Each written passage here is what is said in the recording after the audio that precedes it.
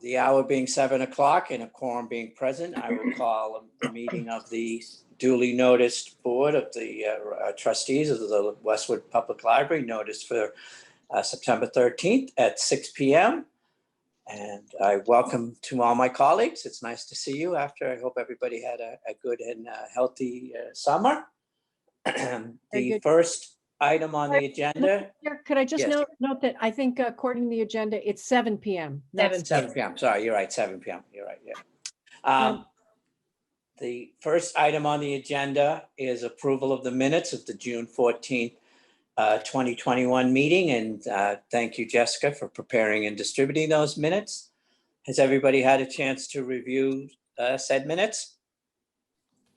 Are there any revisions, additions, deletions, amendments?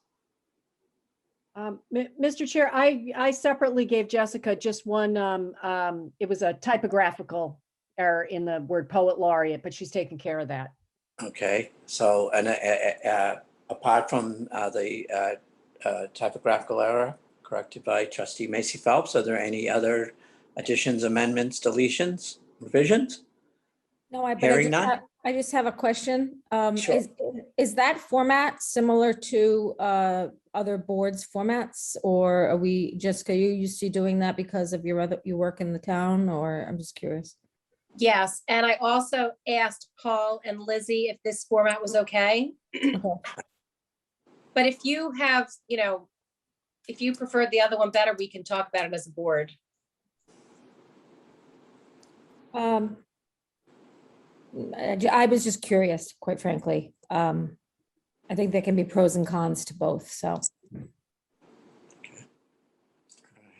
So I have no additions, amendments, or deletions. Or revisions. Or revisions. Okay, thank you. The chair will accept a motion to approve the minutes of the June 14, 2021 meeting. So moved.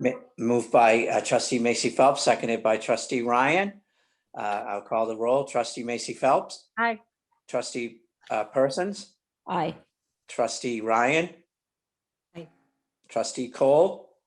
Aye. And the chair also votes aye. The minutes are unanimously approved. The next item is the director's report, which as always is submitted in advance by the library director and will be accepted as submitted. But Lizzie, is there anything you want to highlight, clarify, add to in the report? I just wanted to point out that our summer reading was very successful. We had over 695 kids join.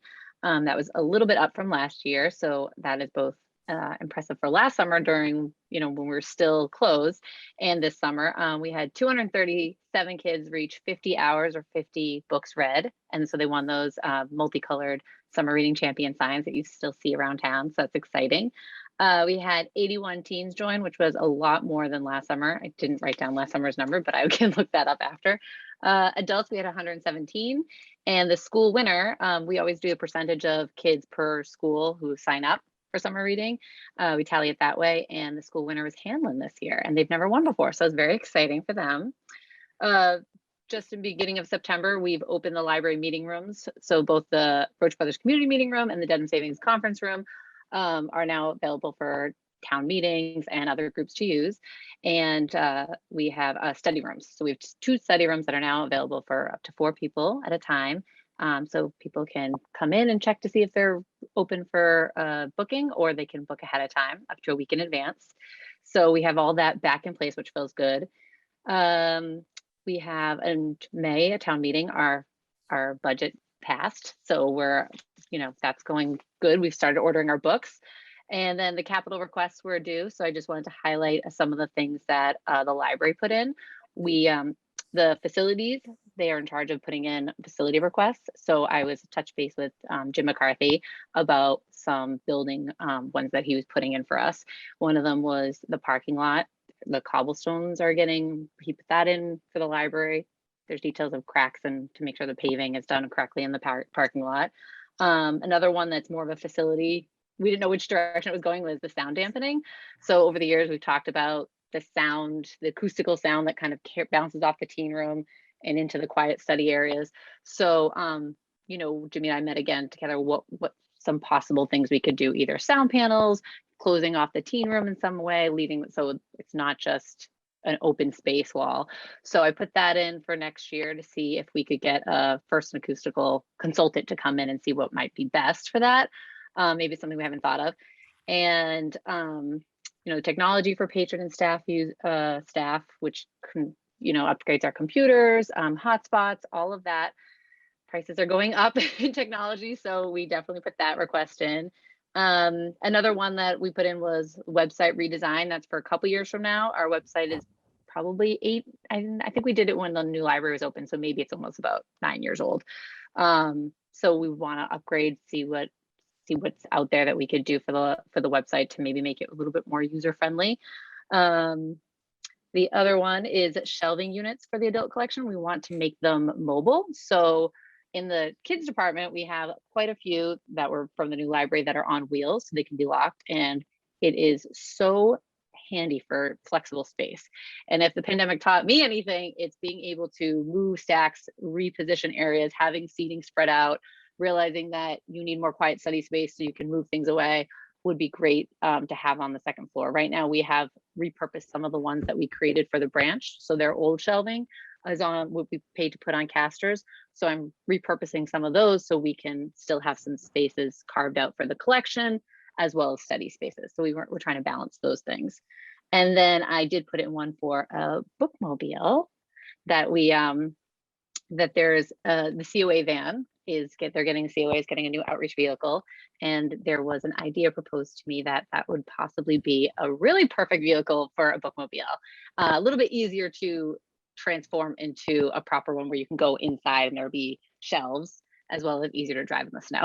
So those are a couple ones that I floated out there as capital requests. Not yet heard back information.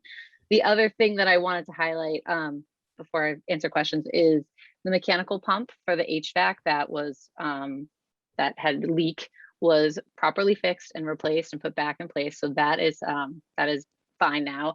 The chiller itself, I talked to Jimmy and that they are on their way to bringing someone out first to do a consultant to come out and look at the one that we have or the space that we have to potentially look for grant money that could defray some of the cost to get a green chiller. I don't know what a green chiller is yet, but I did have a conversation last week with Jimmy. So we will be moving forward with a new chiller this fall once we don't need the rented one, because I didn't want them to take anything out while it was still like 80 summer, feels like summer days in September. So, but we will have a new one in place for next summer. Hopefully, I said by March because I want to be way in advance before we need it. So I just wanted to update you guys on that one because I know that was really frustrating for a lot of people, but we're on board with that.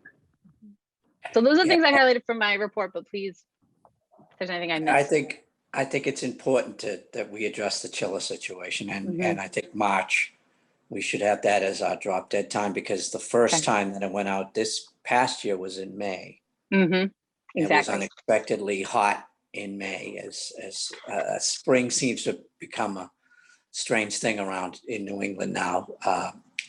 So either you have it or you don't, and it gets hot. So I'm glad that we're working on that, and please keep us advised on an ongoing basis about that situation, and if there's anything that you need us to do to expedite that process. Yes, I definitely don't want to go any later than that, just depending on, you don't want to be caught out where you install a new one and it needs to be adjusted, and then all of a sudden it's May and we're in a heat wave again. So I completely agree. Anybody have any questions or comments about the director's report? Trustee Persons? I do. First of all, there was a lot of content in this director's report, so thank you for that. But you can tell we haven't been together in a while. Yeah. On the capital schedule, I noticed that there isn't anything for furniture or furnishings, for the main library. I mean, our library is obviously, quite. It's getting up more than 10 years old now. I think back of the time, but so. Have you had any discussions with anyone about that? I mean, I don't know how the furniture generally probably is holding up fairly well, but just looking out the next 5 years, do we need to project out for any of that? No, that's a great idea. I you didn't know. even occur to me. And you know what, furniture is one of my favorite things to look into and discuss, and especially with the shelving, as I was saying, trying to reconfigure some of the furniture, which is still in great condition. I have to admit, all the furniture on the second floor especially, but some of it is bulkier than maybe you would want when we were trying to configure the space for social distancing and create quieter nooks. So that's definitely something that I should put in and Yeah. look into the pricing. There is a report out there that I think Jimmy put together when Trish was director and I was involved with it, at which he was sort of aging out various Mhm. parts like paint and rugs, and I assume furniture, I think, was on that Okay. list. So you may want to access that report Okay. because it was sort of a planning of the life expectancy of some of these things and preventative maintenance and when we should be expecting to have to do that. So Yeah. I'd like to incorporate that. I think that's an excellent point, Mary Beth. Yeah. Incorporate that into capital requests in the Those- future.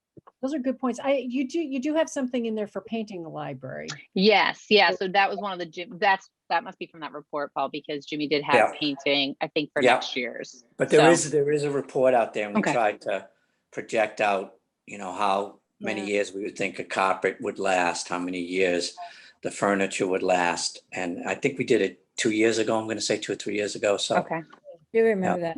That- I wanted to get an update too on, like, I didn't know if that roof leak that we had, I don't know what the update of that is, but if that in fact like affected any of the lifespan of any of the furniture, the shelving, the carpet, anything like that around. And I imagine that's just in our regular maintenance, yeah, maintenance budget, but if perhaps we could be updated on how that is and.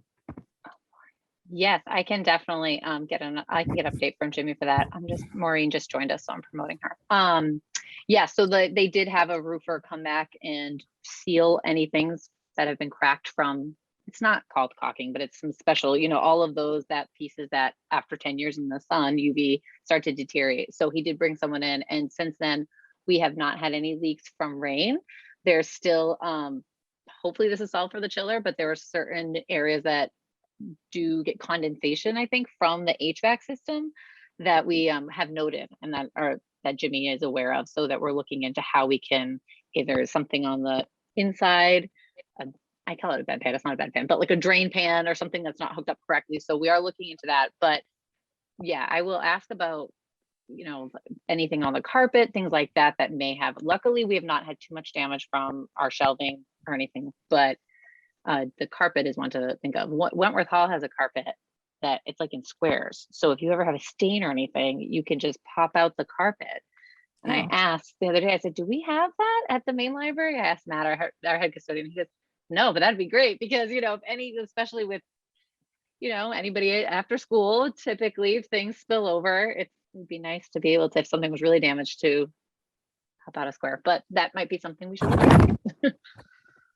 Okay, any further questions or comments on the director's report? Hearing none, we'll move on. The next item on the agenda is the staffing update.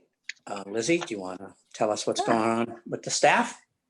Yeah, we haven't met since June, so some of this is kind of old news, but I'm happy to announce that Caitlin Moore, she was our library assistant working at the Islington branch primarily, and part-time in the children's department. She has taken Christy's position as our new children's librarian, our full-time children's librarian. So we're very excited for Caitlin.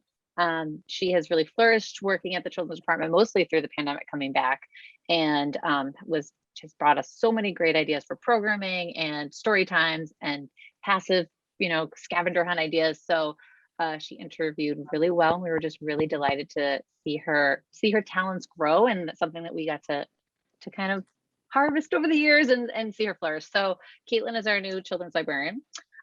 We have a new part-time reference librarian who also started in July, Corinne Coveney. She worked in Lexington. She's been working in Belmont before here and has a lot of great ideas, and has been working closely with Abby on some admin stuff to get our meeting rooms up to shape and clean up our lib guides. So I'm really happy to have another person that has great attention to detail on the staff that can get some of that stuff out there. And then some other updates we have for our staff. I'm really excited and proud that our staff gets involved with the profession and on a statewide level and a network level. So we have June Tulikangas is our technology librarian, and she was elected to vice chair of Minuteman Library Network's Technology Interest Group. So next year she'll be the chair. And then Christy Pasquarello, the new head of the Youth Services Department, she was elected to join the Digital Content Working Group. So that is a group, a part of Minuteman, she's a lead purchaser for ebooks for kids that go to the Overdrive network. So we all pitch in a certain amount each library, but a certain group of librarians work extra to make sure that all of those titles are available to the network. And so each library can have an advantage copy. So that's something that we can choose if we want, a specific copy. There's 2 copies for Westwood, but she's the one that will also make sure that, the up and coming new kids books are available to the entire network. So I'm really excited that she's part of that. And then Felicia O'Keefe has done me a very solid favor of, she's elected to take over the youth services section as the chair for the youth services section. That's part of the Massachusetts Library Association. And I know that was one of her goals when she came on board at Westwood, was wanted to be involved in a professional network. So I'm really happy to see one of her goals being reached as part of chairing this committee. So those are some things that I'm excited to tell you guys. Are those volunteer positions? Yes. Yeah. That's so really nice. That's yeah. really nice. Yeah, the digital content working group one, they asked for, what directors to, is there anybody who's interested? And I asked Christy if she was interested. I'm like, do you want to purchase ebooks? Oh, that's so cool. And I sent her the information about it, and she applied, and they, suggest names, and she reads so widely. And so she was selected. And then she got this stack of paperwork and, how you use, because it's a different purchasing system than our normal book one. And she's like, wow, there's a lot on here. And I was like, it is called the Digital Content Working Group. She's like, oh, right, the word working. I was like, but now that she's fully trained, she's very excited about it. So that's good. That's great. Please express our thanks Yeah. and gratitude to each of them for their Yeah. willingness to serve the greater committee, the community, library community, and we appreciate that. It would be And good. also, why don't you ask Caitlin to come to our next meeting? Sure. It's our usual practice to meet with the department heads on a regular basis, particularly when they're new to the position. So we'll put her on the agenda. I think we had you in a few times as when you were children's director, Lizzie. So, Yes. so, Oh, well, great. Yes. Oh, Mr. Yes. Chair, since you mentioned the next meeting, I noticed that on the agenda, it lists Monday, October 18th. Yeah, we're going to get to that. We We're know gonna we have to get to that. change Okay. it. We're going to address that under new business. Got it. Yep, we're aware of that. Yes, trustee Persons. I was wondering if, Lizzie, if there's any way maybe we could publicize those positions on the website about our library. I think it's wonderful. I for love the that. community to know, that Yeah. that the people are taking, those leadership roles. I think that's really, really fabulous. I love that idea. Thank you, Mary Beth. Lizzie, I wonder if that's something that maybe, do we contribute to the town newsletter or anything like that? Might be maybe a good photo op. Yeah, Westwood Wire is due in 2 days, so maybe I could get it together. That's a great Oh, idea. that's a great with the photos. That would be a great idea, Mary. their Get it photos. in under the wire. Exactly. It's very accurate. All right, any other questions or comments on the staffing update? Thank you. That's good to hear that, and you seem very happy with the candidates and Yes. Yeah, it's a good team. as you know, we have a good tradition of having very, very strong team professionally, and I think that was shown in the COVID emergency. So appreciate that. The next item of the agenda is an idea that Lizzie would like to present to the board regarding staff development days. And so I'll let you lay that out, Lizzie. Okay. Yeah, there's just the background here is the library pre-COVID, and for as long as I've worked there, I think I was told about 30 years. At some point, the library on Thursdays opened at 1 p.m. So most full-time staff were working in the building, ordering, doing lots of things that, I was doing preschool visits, so we were doing outreach visits. And then the branch library was open on Thursday mornings, and vice versa, it was closed on Wednesday mornings while we were open. So there was always 2 mornings of the week where one library was open. So Thursdays were also, of course, the default day that we would use for any staff development days, trainings, meetings. If we had, we have 2 all staff meetings a year, so we usually have one in the fall and one in the spring, and we would also close the branch for that morning so that everybody can participate, which of course is very important. So when we come back from COVID, 2 things: the branch was not up and running yet, so we had to be open all days, and of course we were trying to be as accommodating as possible to the community with express browsing, so we were open on Thursday mornings as Monday through Friday. I think that it's great for the community to be able to access the library on Thursday mornings now. Programming, we do have programming in place for early childhood through Tuesday through Fridays planned for the fall. So I guess my first question was, what are the trustees' thoughts about, do you want to return once the Wentworth Hall Islington branch project opens? Do you want to return to being closed on Thursday mornings? And how that would impact the branch schedule. So I know part of this goes into the branch schedule question, but if we were to remain open Monday through Friday, 10 to 9, except for on Fridays, we close at 6. I guess what I was thinking is other libraries that are not closed for a morning usually just, have days if they have a staff development day, they have to close for the day, whole day, or morning. So I really did want to have a fall staff meeting to get everybody on the same page, just get ready for the year. And I do think that I should pick this, be consistent with whatever day. So if it was a morning, usually we would have a staff meeting from like 9 to noon, people have lunch, and then we would open at 1. And so I suggested a Monday. That's the only morning that we usually don't have programs.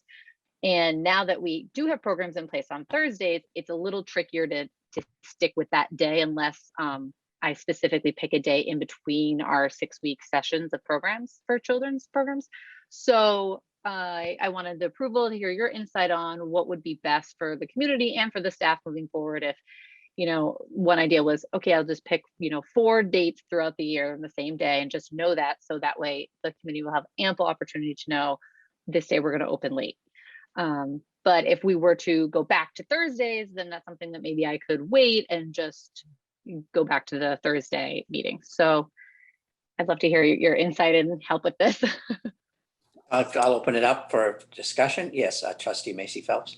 Yeah, Lizzie, couple of questions. So are you, it used to be every Thursday the main library was closed. Are you proposing something that would be every week or 4 times a year, or?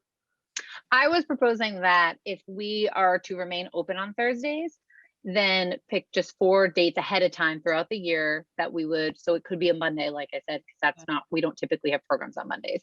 So be, a Monday in October, we open at 1, a Monday in January, we open at 1, throughout the year. But if we were to, again, this kind of bleeds into the branch, schedule, but if we were to go back to that 2 mornings, where one morning this library is open and this one's not. I personally find that very confusing as a user. Yeah. It's like going to a certain bank where you're like, oh, the branch across town's open late this day, that kind of thing. But if we were to revert to that schedule, then we could wait and then we wouldn't really have to have this discussion of which days a year we do staff meetings, because we would have Thursday mornings available to us again. Yeah. So programming aside, is one day of the week typically lighter than the others? I see what you're saying about Monday. I will say, I think it's important to do what's going to work best for the community. There could be a bit of a perception issue. Okay. And the library closed on Monday mornings. It looks a little like a long weekend. Oh. Which I mention only because it has been, it's sometimes said, about school development, and when there would be a Monday after Thanksgiving and so on. I would hear other parents, speculating. Now, we all know this is a work day, but I guess I'm interested. It's just something that I think we should be aware of. If Monday's the best day, then we should do what's best for the staff, for the patrons. I was thinking, Mary, in terms of people being able to pick up their holds and things like that. But that didn't occur to me, but that is a good point. And we are now open on Sundays, right? September through May. So right. Yeah. So I'm interested. So it being open on Sunday, it's not allowed because we're Sunday and then we're Saturday just and Sunday. Monday morning, which I think, yeah. What did Yeah. you mean by picking up their holes? Not on the Monday morning. No, I meant like if we were still closed on Sundays during the year, I would feel like it was someone, you didn't get it on Friday and you missed it on Sunday, then I can't go Monday morning.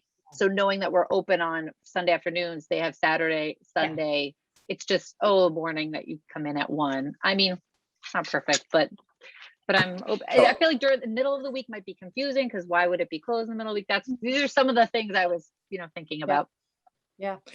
So you would be doing it during a period of time when the library's open on a Sunday. Yeah, September through May. Because then, as you said, if somebody couldn't get there on Saturday, they wouldn't have to wait till Tuesday. That's what I was thinking. Okay. Other thoughts on it?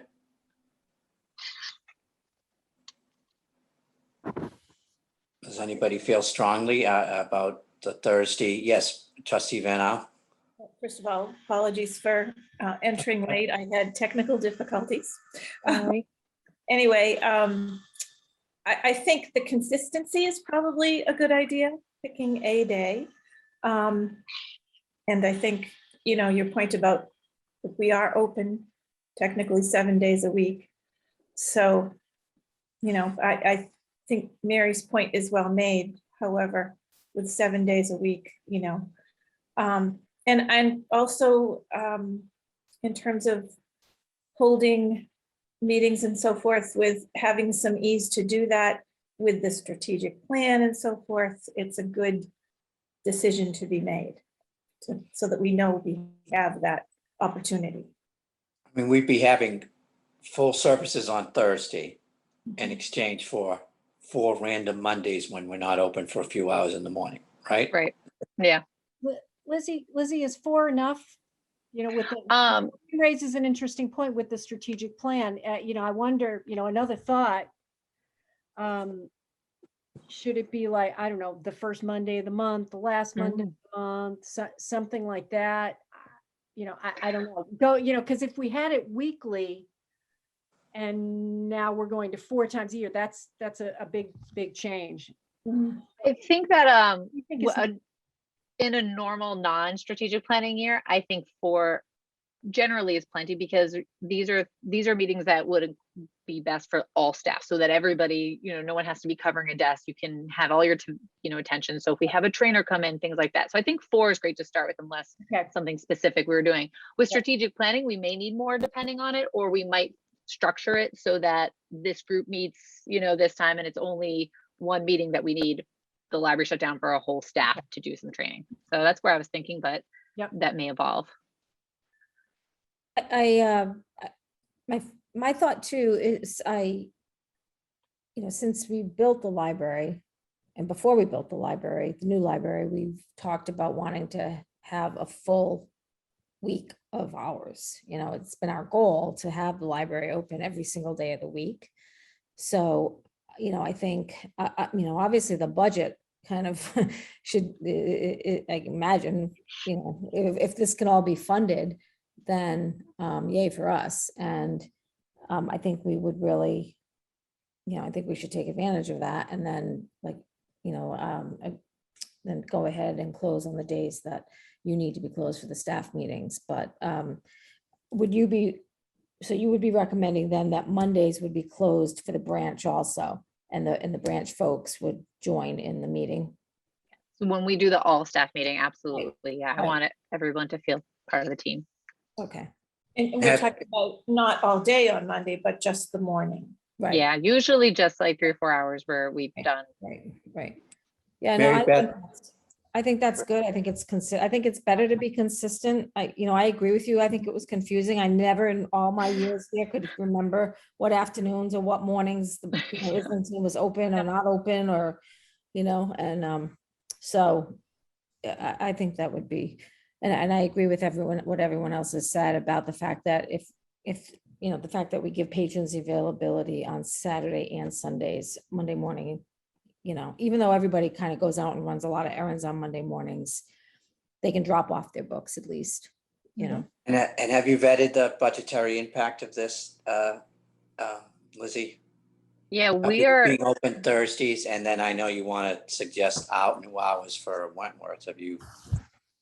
so for the main library, we are fully staffed on Thursday. So because of full-time staff, so every department head is in, we do have staff in doing, you know, the paging list, covering circuit. So It's more of it's a, a net, it's a zero.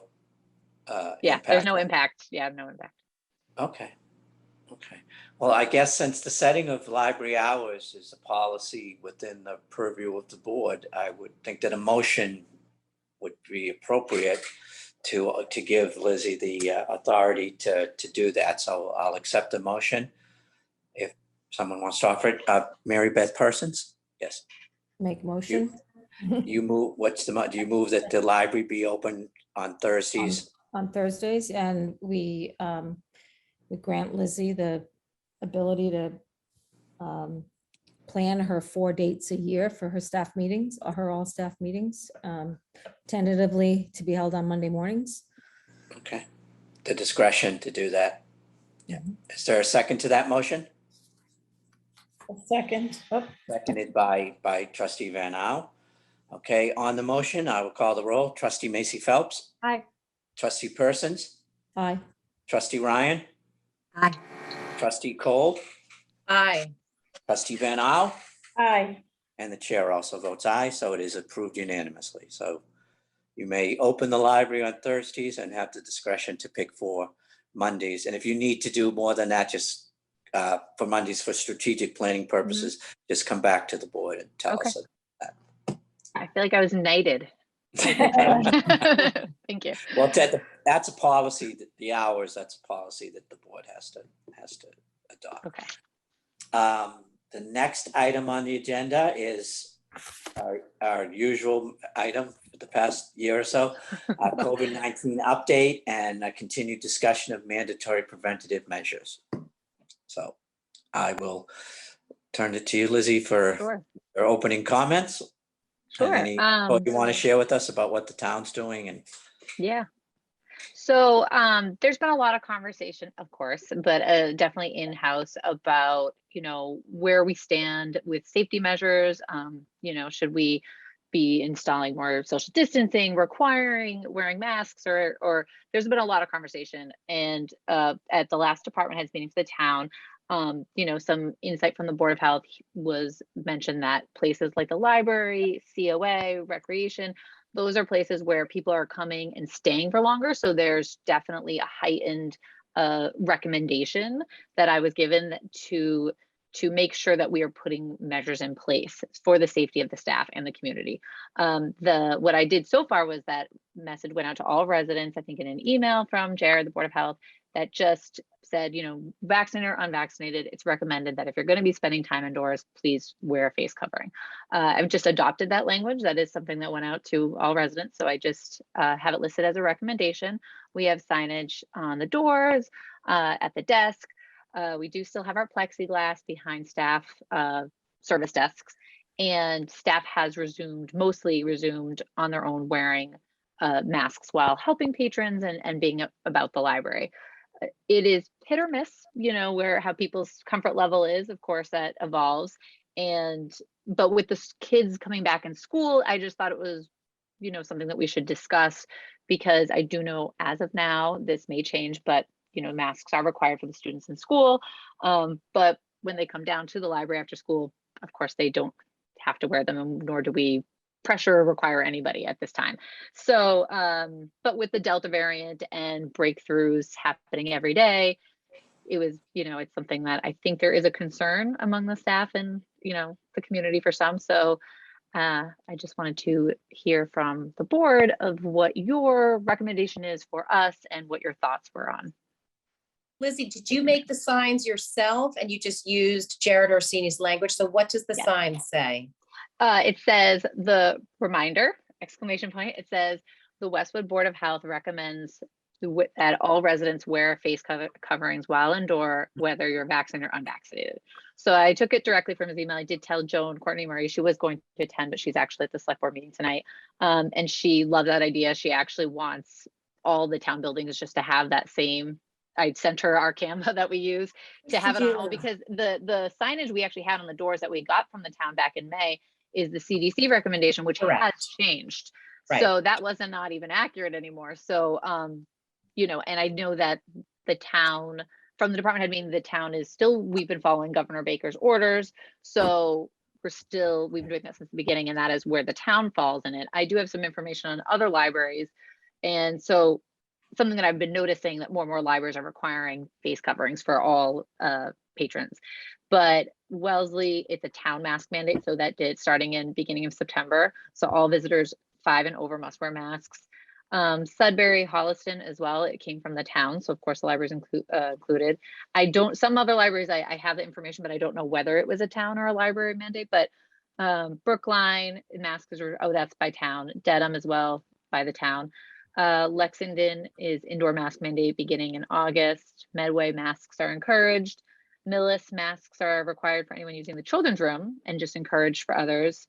And then Natick is similar to the old CDC, whereas unvaccinated are encouraged. So those are just some, I was trying to find towns around us and kind of where they fell on the And what line. is the town of Westwood's official policy at this point in time? Just recommending? Just a recommending, yeah, for indoor use. And do you know if the select board is discussing it tonight? Is that, I did you don't have know any if that sense was that on that's the going to change? I think the sense that I got from the department head meeting and from, you know, speaking to Joan, is that there's a feeling that Governor Baker, after the holiday weekend, after Labor Day, would institute that among the state. But you know, as of now, it's still left up to each municipal. But you know, the Board of Health said, you know, people who live in Westwood or the towns, they all visit each other's libraries and they go for soccer games. So it's so inconsistent across towns that on one hand, it's almost easier to make it whatever the recommendation or the mandate is across the board. But so there's the feeling that I've seen that we're waiting any day for the state to make that motion, but it has not come. And it was just noted as the places like the library could potentially be, you know, there's so many different ages and we're not, of course, not checking or not requiring or asking any questions for people's, you know, personal information. So it's just a situation, you know, there's more gathering places, you know, there's middle schoolers underneath the stairs we have that little seating, eating a pizza together on Friday. They're having a good time, but they were in the gallery eating. So that's a step forward, not hiding in the stacks. But so I don't know. Okay, we're here. I'll open it up to the trustees to what they think and what policy they think we ought to be pursuing. Again, could change on a dime, as they say, right? Yeah. But at this point in time, the policy is a strong recommendation that anybody vaccinated or non-vaccinated wear masks. Yes. We have masks available. Do we have masks available? Yeah, we have masks at every. And the staff you reported is wearing masks. Not everybody does, but yes. Right, yes, but yes. on there as a voluntary measure. Yes. Yeah. Okay. So I will open it up to what the board thinks. Well, I'm glad to see that you have a sign that says that you strongly encourage that people wear face coverings. Do we want to just at this point, it's been our policy since this all started to hew very closely to the town's guidelines and recommendations, and I think we've done that consistently. So does anybody feel strongly about a mandatory requirement at this point in time? Trustee Macy Phelps? I'm inclined to still go with what the town recommends. I'm reticent to put in anything that's a mandate that's not already there from the town. I need to get our guidance from the town. I've been trying to talk with residents as I have opportunities, and you know one thing that did occur to me, I was in this weekend. All the staff members that I saw were wearing masks. I would say most, but not all patrons were wearing masks. I liked the sign. I think it's completely appropriate. You know, we're not making the library isn't acting unilaterally. I think it's important to act in context. You know, one thought I had is we do have some areas of the library that are focusing on parts of the population that cannot get vaccinated.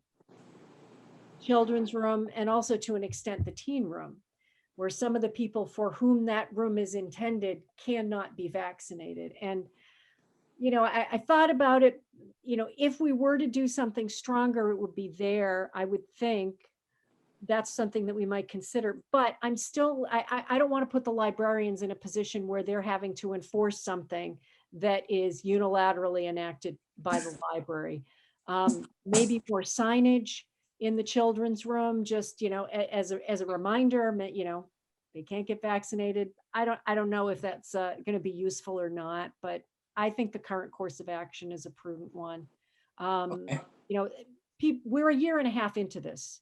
Anyone bringing children to the library or going or letting their child go to the library, or as an adult coming to the library, knows what's going on and knows that there will be some risks there. I think this is going to be with us. I think it's going to have to be managed like the flu, the mega flu. You know, obviously much stronger potential impacts, but it's not going away anytime soon. No. Okay, trustee Persons, did you want to say something? Yeah, I feel definitely that we should follow the town's, you know, directives. We've done that consistently. I think that's a really smart choice. However, I also feel strongly that, you know, we as the library shouldn't be mandating anyone to do anything. And you know, the problem that you get there is that, well, one of the benefits just in the population that uses the library is, you know, you've got the elderly and then you've got the young folks, if you want to kind of really, you know, stratify, and they tend to probably use the library at different times of day. I mean, you might have some overlap, but the largest portions of those populations kind of use the library at different times of the day. So in a way, you know, one leaves when the other one comes. And, you know, Lizzie can let us know if there's a real problem, if one is driving out the other, if they're on, you know, if due to masking issues. Noise. Oh, I was gonna say noise. Yeah, But noise yeah. is a much bigger issue than masking. Well, The other maybe problem- masks will cover some of the noise. Maybe that'll be, True. I don't think it has. Don't, never assume. But also the, you know, the numbers have shown and the variants have shown that, you know, vaccinations and masks, you know, don't necessarily solve all your problems, and you still have issues. So, you know, that's why I would be very, very hesitant, you know, before I would suggest any kind of a mandate. Trustee Van Al? I agree with Mary in terms of us following the town guidance and so forth. And, you know, staying away from the mandates if we can. I think one thing we need to keep an eye on is maybe numbers. We're talking about masking and so forth, but as Lizzie said, the kids are wearing masks to school. So when they are together in larger numbers, they are all masked. So I obviously we probably wouldn't have, you know, large numbers of elderly people at the library at the same time, in the same way that we might have the young people. So that might just be something that we need to keep an eye on, along with what's going on in terms of, you know, the numbers and so forth, with guidance from the Department of Health. So that's another way that we can, perhaps if we had to put things in, as you know, Mary was mentioning, the areas where younger people would be gathering, you know, if we had to have signage that said, you know, only a certain number of people in this area at a table at a time, or something like that, whatever it might be. But that's something to think about, that they do gather in larger numbers. So we just need to keep an eye on it Thank you. as the weather gets colder and more inside.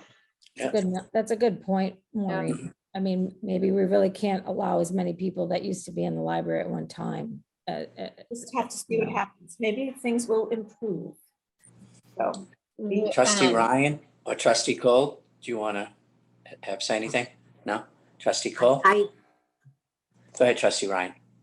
I was just going to say, I agree with the town mandates. However, maybe as individuals, we could encourage them to think about a unified policy. Maybe just go with the masking. I prefer the masks myself, even though I've been vaccinated. I just think it's a help. But again, you really can't tell people what to do, unfortunately. That's all. One thing I would just wanted to draw attention to, that is from a management and just keeping the library going function, is there still is protocol in place that if you are vaccinated and you are positive for COVID, you do still have to quarantine for a certain amount of time, especially if you get symptomatic. So for staffing, if we did have somebody on staff, if that happened and somebody wasn't wearing a mask, I do know that I would have to probably shut down the library, like easily, just because the way we are cross-trained, and if someone spends one day, spends the morning in reference and afternoon in Zerk and isn't wearing a mask and ends up being positive, whether you're vaccinated or unvaccinated, that does still impact the library. And so it's something that, on one hand, I think of the patrons and the public, and I agree with you. I don't really feel like it's the librarian's duty to, get into, policing to that point. But in terms of staff, I just want you guys to be aware, because I don't want to have to make that phone call of, and then how that impacts just library services. Well, you're strongly encouraging the staff to wear masks. I take it. Yes. And I think, I don't know, has the town required that all employees be vaccinated yet, or is that? No. Yeah. State. So Well, Lizzie, But the that could have protocol- happened at any time. That could have happened any time along. I mean, that's definitely, that's. It's that quarantining. That's Right. like, No, but Lizzie, the protocol is if someone tests positive, they have to quarantine 10 days from when they get their first symptoms. And then you should encourage anyone who's been close to that person to get tested, and then just look for, what's the word I'm looking for? Symptoms. Symptoms. so if But we you had wouldn't have to somebody- I don't know if you'd have to shut the whole place down, but I understand your concern. Yeah. Lizzie, do you have any kind of social distancing guidelines in place for staff? Is that something you should consider? No, we don't, not officially. I mean, the way it's set up, we've still been thoughtful. I mean, there's still 2 people, let's say, at the circ desk on each computer. It's not precisely 6 feet. But it's also, if someone comes to ask help, you're going to the self-check, you're still standing there helping them with computers. That's, and that, like I said, most staff who are doing that choose to wear masks, of course, Yeah, well, that's something where, I'd be willing to, I think maybe we should consider putting something in place for staff if they really don't want to wear a mask. I mean, I've got this, I don't have it on. I mean, I've got various things. When I go to work, I have to wear essentially a tracking device that will Do you? if I'm within 6 feet of someone else. I don't know. I mean, I feel somewhat differently about staff that way than I do about, patrons, where we're having to, have staff enforce it. But, maybe it's not a mask mandate, but should you separate tell people to separate the chairs? Or at least if they're not masked, they have to do something. Right. I don't know. I mean, I think as an employer, we have to, put some sort of. But Mary, you have to be really, really strict and really, I mean, the protocols from what we had originally, where you had the 2 staffs. Yeah. No one can cross, people have to be out of the building completely, like all of that. I mean, you have to follow that exact, really to the letter of the law. Otherwise, you're just doing these things for, I don't know who or what, you're really, I don't think there's anything wrong with continuing to encourage the staff to mask, and for those staff members that don't want to mask, encourage social distancing. I think that's totally appropriate. We're not requiring it, but strongly encourage it. And so my take from this is that we're going to continue to follow the town guidelines and recommendations. I would like the trustees to give a sense that if tomorrow, Friday, the governor or the town, or the board of selectmen or the town manager, town administrator change that and put mandatory protocols or policies in place, that we would give Lizzie the authority to immediately implement those policies and then report to the board, rather than have to post a meeting and Yeah, wait 48 yeah. hours. I would, I think that would be my wish, that we would agree to that. I don't think we need a motion, but just a sense of the board Yeah, that Lizzie has the discretion authority to implement any. Absolutely. Yeah. Absolutely. Okay. Thank you. All right, the next item on the agenda is Wentworth Hall, Issington Branch Library update and proposed new hours. So This is an subject exciting that we meeting. will enjoy talking about, unlike the last subject. I was gonna say, this is like the greatest hits tonight on this agenda. So the building is complete. We are still waiting on a occupancy permit. So they're still doing punch list items to make sure that everything, signage is in place before they officially turn the building over to the town. There's still some incidental work, some painting and things that I know that the town will be, just fleshing out the indoor space. So that is hopefully imminent this week. We get that. The furniture and shelving was ordered back in June, but the estimated delivery was about 16 weeks. This is a global production delay if you've ever tried to order anything in the past year. So we, checked in with the Tucker, who's, our facilitators, ordered all the things, and it's still, some, maybe a desk will come in late October, but most of it is now looking to early November on at least the shelving, because that is the biggest item and the more customized than necessarily chairs. But so that's where we're at. And, and we do take for the branch itself as a library to open and get an occupancy permit to be open to the public. We won't get that permit until the shelving and the furniture is installed the way it will be used for the public. So that will delay our portion from being, open to the public. So we're waiting, and hopefully we get everything really soon. So I am happy to announce that the 20% refund, we applied for a grant, and we received a grant for a new business center. It's part of the Islington branch. So there's a section that will now have 2 double doors, glass doors, and in there we will have computers, we will have laptops for in-house use, so people can sit at different tables and can Wi-Fi print.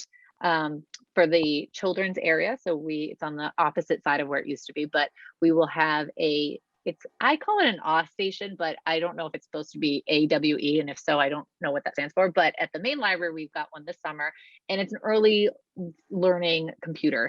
So it's not connected to the internet, so you can't browse any websites or anything. You just go on, and it's fully loaded with educational games for preschool, and you can get games all the way up to 5th or 6th grade.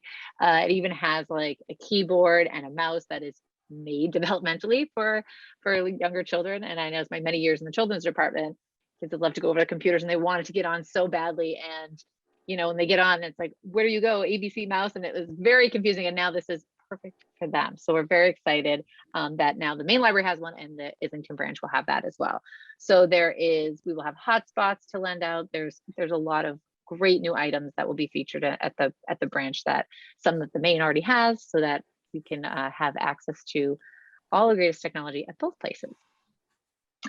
So that's the update on the physical building. But one thing that I wanted to, discuss with you all is the potential of the branch hours. And this is where our last or previous conversation was feeding into. So the branch has, for as long as I've been working here, budgeted for 3 days a week, and a total of 21 hours open to the public. So it was Tuesdays 10 to 5.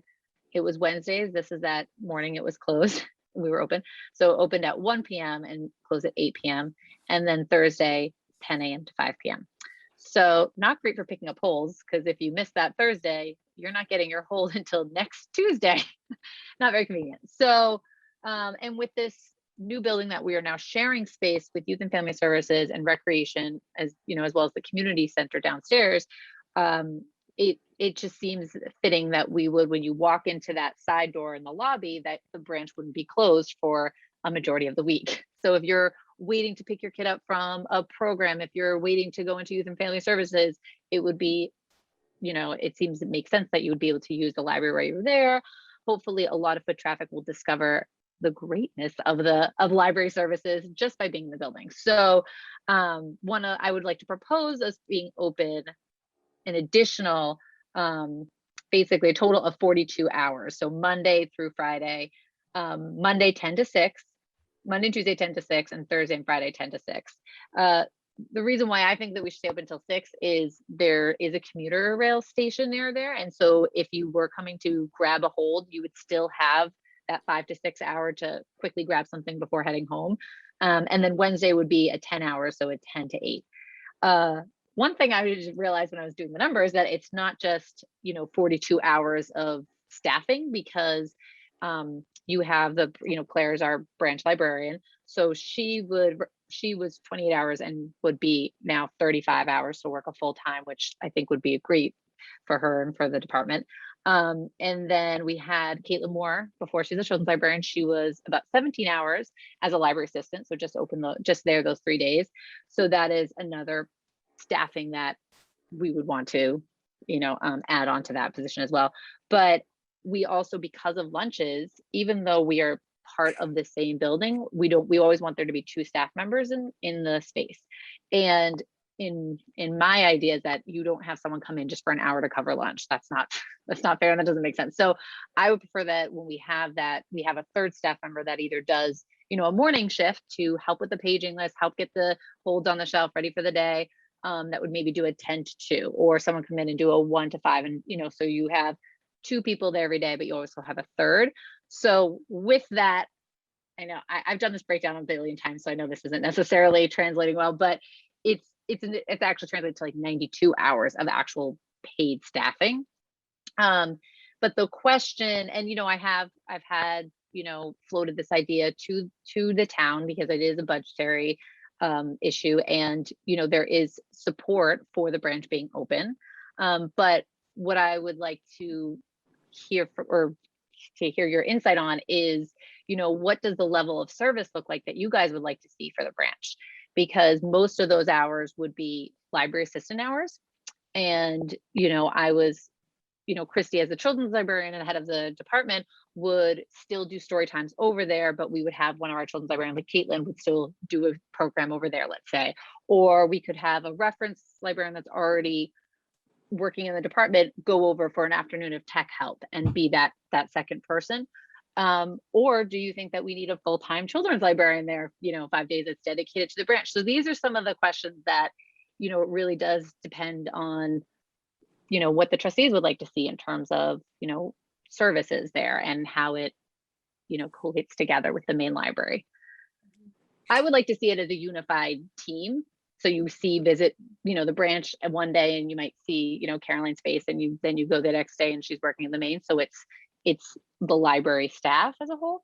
But for those additional hours, it would, there's different levels of how expensive, is that the right word, of depending on the positions that would be working there. I like the idea of the staff being cross-trained, being able Mhm. to work in either location. Yeah. Also, because of the new business center, do we need to, I don't know if everyone knows how to use all of that, or if is that just certain people? So we clearly have to get that up and off the ground, and whoever is necessary for that, that's important. Mhm. I think some of this is just really going to be defined by the people who come to use the space. And a lot of that's going to be defined by the adjacent, rec and community space, so I think, or maybe the adults that are coming in and waiting for all of those people. So it's a little bit hard. I mean, I think we want to have people there and resources there to match what the people want, the people who are going to be coming and using, and that might be a little bit hard right now to determine. Yeah, Mary Beth, you make a good point, because some of this might be an iterative approach where we put in in November when we do the budget for July, something that, oh, now we know like what, as we work throughout the year and or are open, we might have a better insight to plan for the future. And maybe because we're in the middle of this fiscal year, when we open in November, maybe it will look different until we know. Yeah, go ahead. You have Mary the Beth. flexibility in moving people back and forth? So I did meet with the department heads. We did talk about, I was realistic that I agree with you, Jess. I want staff cross-trained. I want it to be, one team. And there are, there's certain mornings, let's say, where, okay, yeah, maybe this person we could, pinch hit and this person will be over there just to kind of get us through. But we will definitely, no matter. Oh, she froze. Did we lose Lizzie? Something happened. Frozen. You see me? Oh, there you are. You're back? I was like, I was talking. I was like, you guys said I'm frozen. It says yeah. that my internet connection is unstable. I always feel like if I go closer to my computer, that will magically do anything. So we will, no matter what, this is what I was just saying, is that for Caitlin's former position, that library assistant, we will need to fill that. So, and just to be open, even possibly a Monday through Friday or Monday through Thursday, we will need some extra library assistant hours that we would have to ask, that I think might be doable to get us through the year. But in terms of, I agree that, getting a reference librarian for the branch or children's librarian for the branch, that's definitely going to be at a different level that we should probably see before we do that. I know, Lizzie, in the past, for instance, when we identified the need for a teen librarian, we started with the idea part-time. So I think maybe having an incremental approach. You start off with maybe some. I like the idea if you've got there's a lot of library assistant coverage, and maybe there are certain days when there's children's programs when you have that children's librarian there, or that you have tech days or something like that. See what the demand is. Right. I don't think day one we're going to have like replication of everything at the branch full time. Right. But maybe the cross training, like Jess said, is I think a great idea. And maybe that's how you get things started, see what the demand is, and then take it from there.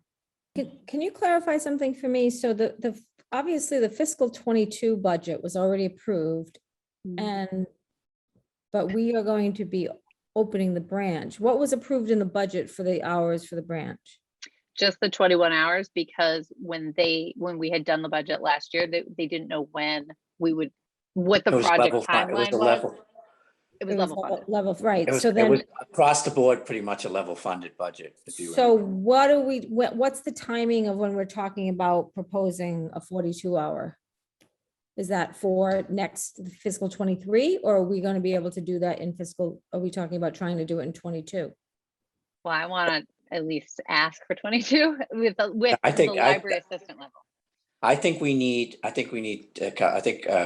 both Mary's made a good point. First of all, we're assuming what kind of services are going to be needed at the branch, but we don't know yet until it actually opens and we see what we have.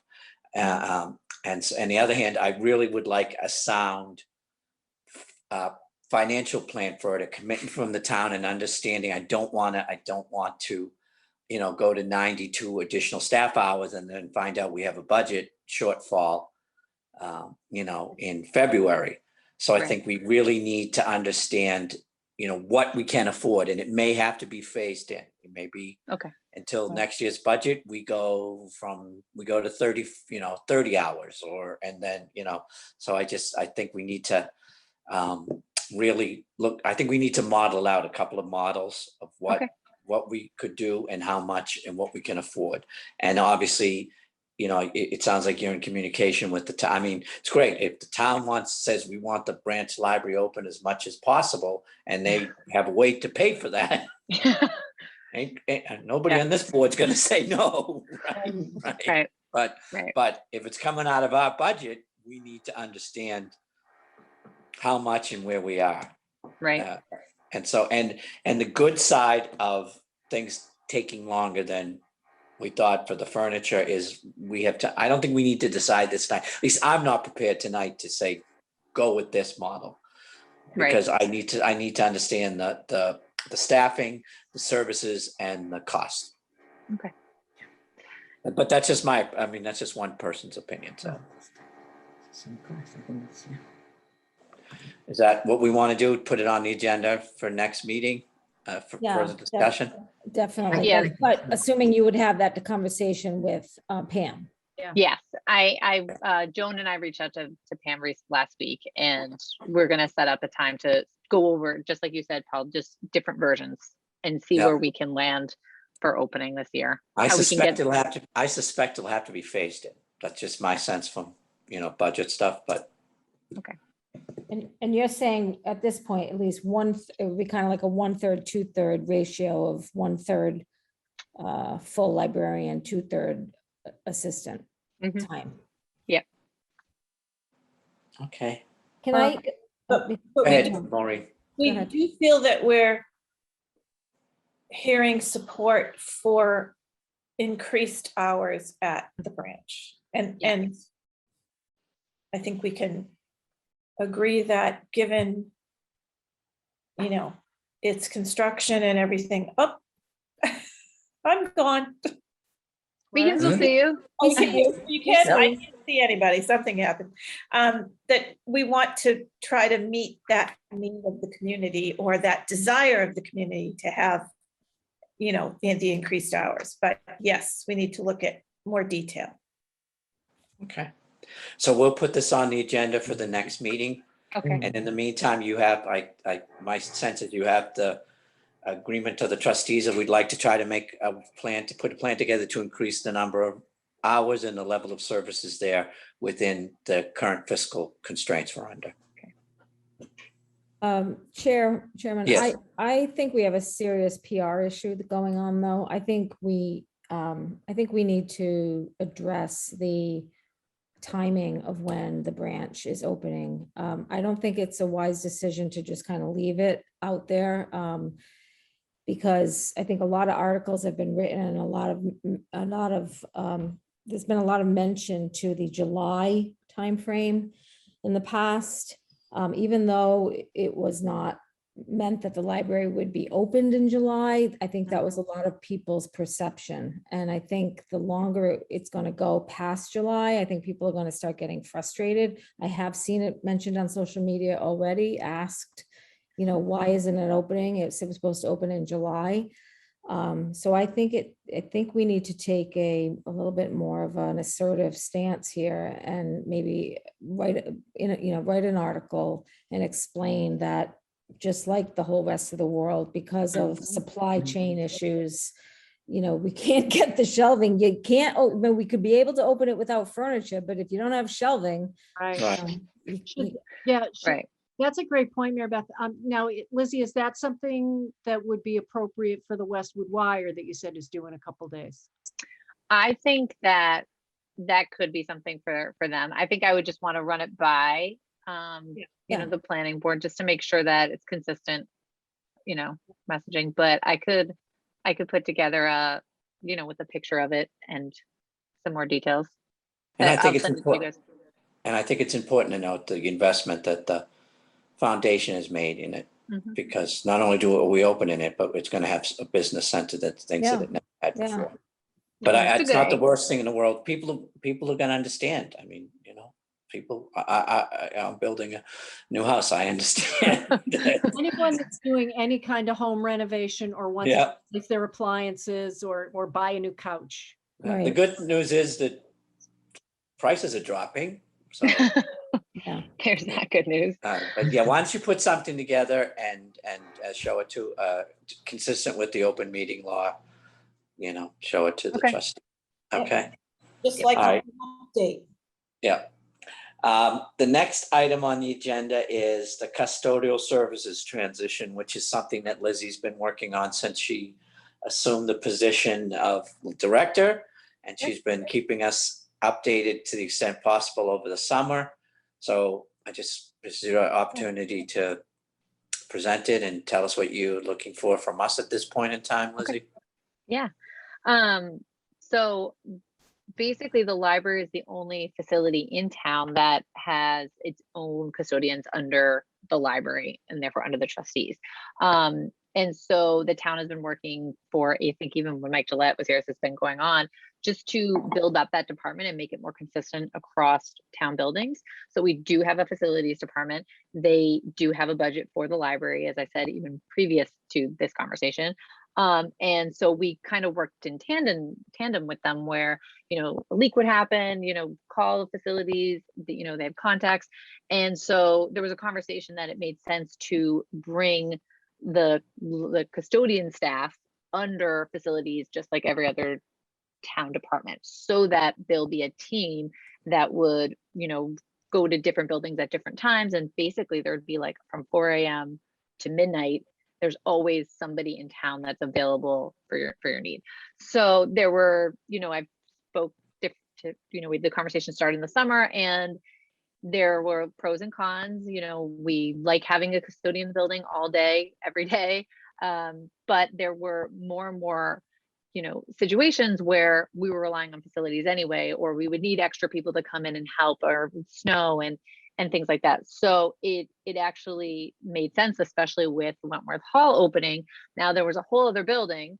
So the branch, which would have one of our custodians go over in the past, maybe twice a week, and to clean, and then we would have a whole other building that, let's say, the facilities were taken care of. So it just didn't make sense that we had this separation. So what I did is I wrote up a list of the library's needs and presence of when we need actual, you know, custodian presence in the building, the types of work they did, the things we would like to see if we're having additional hours, because we have a 35-hour lead custodian position, and then we had a 28-hour position. That 28-hour position was Pat Scannell, and he became a library assistant over the summer. He's loving it, by the way. Very delighted. So with that has been vacant. And before we went ahead to post it, that's when this conversation came to a head. Well, before we do that, should we increase all the facilities positions are 40 hours? So should we increase them to 40 hours so that now that we have the Wentworth Hall building and we're merging basically two town buildings together, we have more, and especially now with the new community space with more setup, we will have more hours across the branch and to the main library. So our lead custodian, Matt, was on board with this and really was excited about being able to be 40 hours and devote more time to the library. So his schedule is now 4 a.m. to 12 p.m. And so he's in before us. He can do all the vacuuming, all the buffing, he can set up the room for first thing in the morning if there's a program or something happening. And he's there to open the doors to the public and maybe make it called off site if there's something that he needs to clean another building, but most of his time is spent in the main library. So all summer long, we have not had an evening custodian. Pat was nice enough to come back and for an hour during the night just to close up and make sure everything was good. So that was one of our conversations too, is making sure that we had a presence in the evening. You know, of course, custodians are not security, but there is, you know, the feeling that somebody is in the building to check all the bathrooms, check all the stacks to make sure that everybody has vacated. So that evening position is going to be from 4 p.m. until midnight. So from 4 to 6, they're lovely cleaning the gallery probably and dealing with the after school crowd and making sure the rooms are set up for the evening. And then may take an hour to go to another building, but it would be back at the library from 7 to 9, which is the time that I most care that there's somebody in there for staff. And then stay, you know, be there till midnight, either cleaning that building or another building in town. So you recommend that we do this, my sense from listening to you is Yes. you think it's improving the quality. It's improving, and coverage. it is, yes. And so also I like the fact that we have Jim McCarthy, who is a professional facilities manager. Yes. Managing all these little crises as opposed to having the library director have to suddenly in the middle of the day become a facilities person, a construction manager. Yeah. So. And you know, even with the situation with the pump for the HVAC, you know, that was, you know, it's for the 3 days, but honestly it was almost immediately taken care of. I shot a video. Matt had called Jimmy, and within an hour somebody was on site, and that afternoon there was already a plan in place of where to bring it and handle it. And Jimmy's the favorites in my phone, if that just explains anything. He's the top one on my phone because I text him so often. But within 10 minutes the other night, I needed to move a stack and there was just me, another staff member there, and we could not move it, although we tried. And so I text Jimmy at 7 o'clock at night, and within 10 minutes, because we don't have an evening custodian yet, Tommy was there and moved it for me. So it's working out. But I think from the board, because the library custodians are technically under your purview, then I would need an official motion, I think, to move in the next fiscal year. So the custodians are both 40 hours, and they're staying in the library scale this fiscal year because we couldn't change it in the middle, but in July they will be moving over to So you'd be DPW. looking for a motion from the trustees to transfer management and oversight of the facilities to the facilities department of the Department of Public Works. Yeah. Okay. Do I have someone willing to make that motion? So moved. Any discussion? I'll ask for a second. Is there a second on that? No? Seconded by, a motion made by trustee Ryan, seconded by trustee Parsons. Any discussion? Hearing none, I'll move for a vote. Trustee Macy Phelps. Aye. Trustee Persons. Aye. Trustee Ryan. Aye. Trustee Van Au. Aye. Trustee Cole. Aye. And the chair votes aye. Approved unanimously. And Lizzie, thank you for your work on this. I actually think the consolidation of services makes a lot of sense. It just makes a lot of sense. Thank you. All right. The next item on the agenda is the strategic plan update. And we have our committee. I don't know who would like to speak, but I will open the floor to discussion. You go for I it. can just give you a little overview, and then Mary and Maureen can tell them their perspective. So we started in the summer. I reached out to Massachusetts Library System, which has a list of consultants on their website. I reached out to other library directors for some names to get started. And we received about 10 or 11 names. We narrowed it down to, I think I reached out to 5 or 6.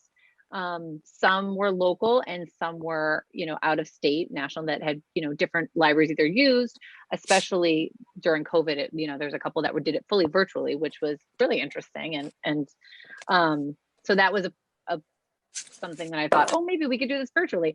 So I reached out to them and I did initial contacts and heard about a little bit of background about different companies and how they think. Some were definitely more municipal, aimed at, their structure that wasn't the area that I wanted to go. And some were very, very progressive and, flashy. That was, interesting, but there were just some pieces that we just weren't kind of, mixing with Westwood specifically. So we got proposals and I sent them to Mary and Maureen and we met to discuss them. We've settled on beginning to pursue a working relationship with a local. She lives in Natick, Connie Kranos.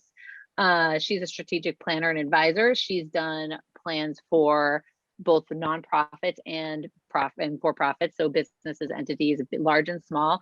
And what's unique about her work is that it is completely customizable. So a lot of the plans that we saw were exactly the same and very similar to the ones that we had used, which was fine, but I know we feel like we're in a different place. We have a new branch opening. There's a lot of initiatives that are percolating among staff and myself. So we didn't feel like our old plan really suited of what we do every day. So I spoke with her first and then we had a Zoom meeting all together, and she's flexible. She's really passionate about living plans. So basically I word vomited all the different things that I was looking for. And she said, okay, you want a plan that you're using every day. And I said, yes, I want it to actually make sense. And so she said, you know what, I am not the type of person that wants to do this big, long draft that sits on the shelf. You want something that, you are working on every day and every staff member knows what the goals are, because in small ways, in little pieces, everyone's on the same page. And that's exactly what I wanted. She's flexible, she's local, she wants to do things in person. So she wants to get to know the staff, walk around and talk. Those are some of the aspects that we really like. She kind of laid out the plan of, you do a project startup, and that's when you decide what you want and how much time and money you want to put into each part of it. Because if we have a lot of data, maybe we don't need to spend the X amount on gathering data when we just did a census and we have a lot of that. And we can spend more time on the action plan and not just the service response one on the sheet. So, but I didn't, before we jump into what I'm going to ask the board officially, I didn't know if Mary or Maureen want to add to anything. Sure. Mary or Maureen, did you want to? Sure, yeah, but, you know, Lizzie said it well. It was interesting, having been on the trustees when we did the last plan. I could tell with a number of the candidates that we looked at, a number of the consultants we looked at, that, yeah, that what we did before was a standard, I think, traditional, well, commonly used approach. And it was that kind of a plan. It had a lot of meat to it. But, you know, after the initial year or so, I know I haven't taken it off the shelf and used it. And it sounds like maybe the staff hasn't either. And it looked like a number of the people that we talked to would have produced something similar. Certainly fine, certainly serviceable. But we thought that Connie had the good, you know, just was able to give it the kind of structure we needed, but make it, as Lizzie said, more of a living plan, tailor it a bit more to where we feel we are now. So, you know, I was certainly pleased with what Connie would have to offer, and the fact that she was local, she would be able to come in. Whereas with a couple of the others that we had considered, you know, just having to fly people in and so on, it just didn't seem worth that gave the edge to Connie, certainly. I don't know, Maureen, anything else? I totally agree with what Lizzie and Mary said. And I think the key things were the fact that she had the desire to really come in and work with people, that she definitely seems to be flexible and wanting to do this to meet our needs, which we found right away looking at some of the other plans. Lots of them had things in it about facility goals and so forth and so on, which are not part of what we're looking at really. And the key piece were also questions about how to, you know, with opening the branch, how to work with staff and kind of create, you know, the Westwood Library system idea. And she was very open to tailoring things to meet that plan, to work off of, make it something that the public can look at and understand what the goals are and where we're going. So I think it will be a good fit. So, thank you. What do you need from us at this point then? Okay, so what we need is a permission to use some of our state aid to pursue the strategic plan. We don't know exactly, so I should say that a lot of the proposals that we've looked at were, the going rate seems to be about 15 to 20,000. You know, one proposal we had, you know, listing, you know, if you don't include travel, then it's about 12,000 to 13,000 if you cut this out. And then, but if you have everything and you have the, you know, the meetings that involve them and the community, it was on the $19,000 range. So what we were talking to Connie, one of the things that we talked about in the budget was in the project startup, that's where we decide where we want to shift depending on how deep you go into. So you do all the parts where it's project startup, this part, but depending on how much. So that's something that we would, if we pursue this with her, we would figure out at that point. But or authorization up to a certain amount. Yeah, so up to 20,000, because that 15 to 20 seems to be the range. So we would not to exceed 20,000. And that would come out of state aid? Yes. Okay. Do I have a motion to that effect? Moved by trustee Persons. Is there a second?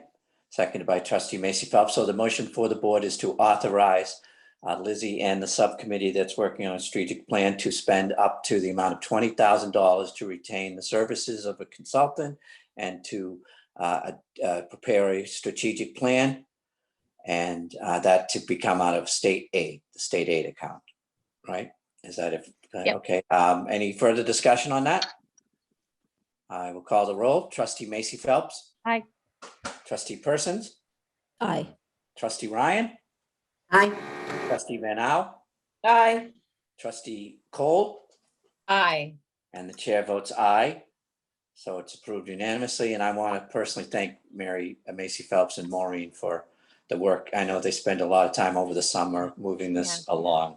And so we look forward to Thank you. sounds like a dynamic Yeah. It does, yeah. It's exciting. It's exciting to, it sounds like someone who'll match all of your great ideas and Yeah. yeah, it sounds great. Yeah, we don't want it gathering dust on the shelf. We want No. it. No. That's a good way to go. All right, thank you. The next item is a quick update on the Friends of the Westwood Public Library, Trustee Cole and Trustee Van Al. Anything you want to tell us? Well, they They're are. meeting tonight. meeting They met tonight at 7. Okay, So we'll have a better update at the next meeting. that's But fine. they are trying to, this is their first evening meeting in an effort to be able to be more inclusive Okay, for people to come. So we'll have more. we'll look for it. Okay. Yeah. Okay, I- and the 21st Century Fund update, Trustee Macy Phelps, we heard a little bit about that. Sure. That's the main thing that's transpired since our last meeting, is that we were delighted to give that grant. We think it's just going to be a great thing for the branch. And we also talked about having some signage in the branch that, acknowledges what the fund has donated. And we're working on getting ready for our annual fundraiser. We are planning to send out an appeal to a set of residents. So that'll be out later this fall. And Mary Beth and I have also met and talked about reaching out strategically to a few local businesses that might have foundations where we could get some additional funding there. And I want to thank Lizzie for acknowledging actually 2 of our donors who helped fund the main library, Roach Brothers and Dedham Savings. That's something that we talked about, is making sure that we acknowledge our donors as well. So thank you for doing that, Lizzie. Thank you. And anything we can do to support that fundraiser, please let us know. Will do. The next item on the agenda is the approval of the acceptances and expenditures on the report presented by the library director. Do I have a motion to approve acceptance and expenditures? So moved. So moved by Trustee Macy Phelps. Is there a second? Seconded by Trustee Ryan. I will call the roll. Trustee Macy Phelps. Aye. Trustee Persons. Aye. Trustee Ryan. Aye. Trustee Cole. Aye. Trustee Van Al. Aye. And the chair also votes in the affirmative, approved unanimously. I will look for the yellow folder. Thank you. As soon as I come in, they hand it right to me. And would you just remind everybody that the hours have changed, Lizzie? Yep. What are the hours now that Labor Day has passed? Yes, now that Labor Day has passed, we're back to our, kind of pre-COVID hours, except for that Thursday morning. So now Monday through Thursday, we're open at 10 a.m. to 9 p.m. And Friday, we're 10 a.m. to 6. Saturdays are now 10 a.m. to 5 p.m. And then Sundays, 2 p.m. to 5 p.m. So please spread the word about Sundays. I mean, just was one this weekend, but I think once people realize that, it will be a great resource. Great, thank you. Okay, the final item before we adjourn is new business. And I know there's 2 items of new business. One is a sad note.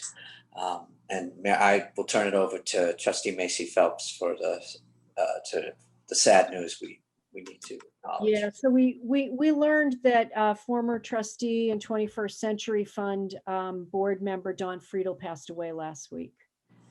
And I believe his wake is being held today and this evening. In fact, I'll probably be heading up there right after the meeting. Don has been a friend, has been just done so much for the library as trustee and on the 21st Century Fund. The reading area on the 2nd floor is in his name. He supported the library with time, talent, and treasure. It was just a delight serving with him on the 21st Century Fund. He did step back and retire from the fund just last fall because he felt it was time to pass the torch to someone else, and we certainly miss him. But what I always found was that he didn't say a lot. He would listen, but he always knew exactly what was going on, and he always knew just the right thing to say. And oftentimes when we'd be having a discussion or someone was trying to make a point and, talking for a while, John would just sit there very politely, and then he would say, well, what I think you're saying is, and he would say exactly what you wish you'd said. And always had the best interests of the town as a whole, our patrons, the library, the trustees, the fund, and the friends. He was always very cognizant of needing to work together as a community, of having the fund and the friends and the trustees all working effectively together. And just can't say enough good things about him. He will sorely be missed. Yes, indeed. I'd like to add that I think he always really had the best interests of the staff also. I think Don was a real champion of the staff development. He supported that tremendously. And, I think that a lot of staff have been very fortunate due to his generosity. Yes. I had the pleasure to serve with Don on that foundation, and he's something that you don't meet every day in this time, which is a gentleman and a gentle man. Yes. And he always conducted himself with a great deal of gentility. And he will be missed. And I would like to lay upon the minutes of the trustees to offer our deepest condolences to Don's family and to thank him for his services to the trustees and to the foundation. He'll be missed. Today, I just wanted to tell you that today when I was, Lizzie and I went over to the wake, and it was really lovely to talk with his family. I did ask them if it would be okay if we were to write something to submit to the paper about the impact that Don had on the library. And they thought that was wonderful. They thought that was great. And I said, well, you know what, if it takes you a little while, a couple of days to think about it, and for some reason, if you have any issues with that, just get in touch with Lizzie. But otherwise, we'll think about moving forward with that. Maybe, putting in a picture and just describing, kind of what he did over the years and his impact. And Lizzie, Tom Vitti might be really the best person to speak with about this, because, obviously Tom was around. He already emailed me, so I can definitely, yes. Yeah. Nice. Okay. That would be great. That'd be awesome. Thank you for taking that on, Trustee Person. The next new business that I have is our next meeting of the library's trustees is scheduled to be Monday, October 18th. That is the night of the special town meeting. And so I will accept a motion to move that meeting to the following night or Wednesday. I'm open to whatever the trustees, should we try to do it? Do we think the special town meeting will go more than one night? Are we better to try for Wednesday or the following Monday? I mean, Is just one issue for the town meeting. yeah. But it's a big issue. It's a big issue. It's a big issue. I know that, but May generate. even with that, do you think they'd go to a second night? Oh, I'd be I surprised. don't know. I mean, we could do Tuesday the 19th and we might miss, I'm open to either Tuesday the 19th or we could go to Wednesday the 20th. I'm out of town on the 19th. So how about the 20th? So I can do the 20th. I can. Wednesday the 20th? Does that work? Yeah. Okay, so the chair will accept a motion to move the meeting to October 20th, 2021 at 7 p.m. Is that okay? Yep. And made by Trustee Macy Phelps, seconded by Trustee Persons. Trustee Macy Phelps, Aye. Trustee Persons, Aye. Trustee Ryan, Aye. Trustee Van Au, Aye. Trustee Cole, Aye. and the chair votes aye. So the next meeting will be Wednesday the 20th. Is there any other new business?